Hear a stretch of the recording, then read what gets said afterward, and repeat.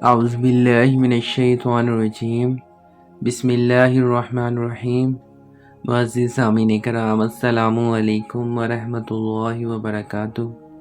میں ہوں آپ کا ہوسٹ حافظ محمد کامران۔ مائیں کتنی سادہ ہوتی ہیں، یہ ہمیشہ پرانے زمانے میں زندہ رہتی ہیں۔ انہیں لگتا ہے کہ ان کی اولاد دنیا کی معصوم ترین اولاد ہے۔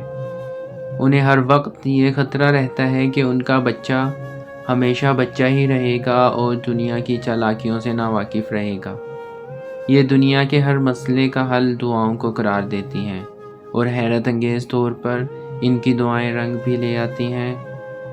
ان کی اکثریت موبائل فون استعمال کرنا نہیں جانتی، بڑی بڑی باتیں نہیں سمجھتی، دلائل سے بات نہیں کر سکتی، فیس بک کے بارے میں نہیں جانتی، ٹویٹر سے انجان ہے، سادہ زندگی گزارتی ہے، کسی بھی بات کو سچ سمجھ لیتی ہے، بڑی جلدی گھبرا جاتی ہے، چھوٹی چھوٹی باتوں پر سہم جاتی ہے، لڑائی سے گھبراتی ہے۔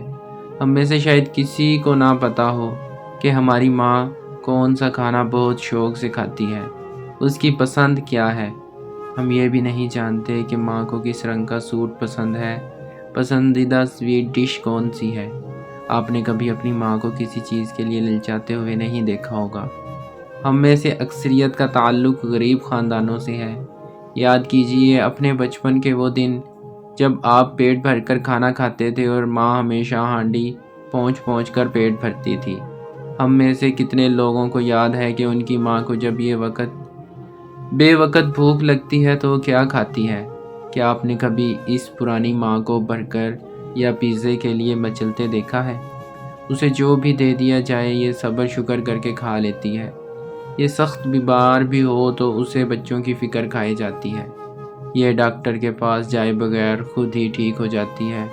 یہ اتنی سادہ ہوتی ہے کہ اپنے جہیز کی چیزیں بھی یہ سوچ کر پیٹی میں رکھ دیتی ہے کہ بیٹی کے کام آئیں گی۔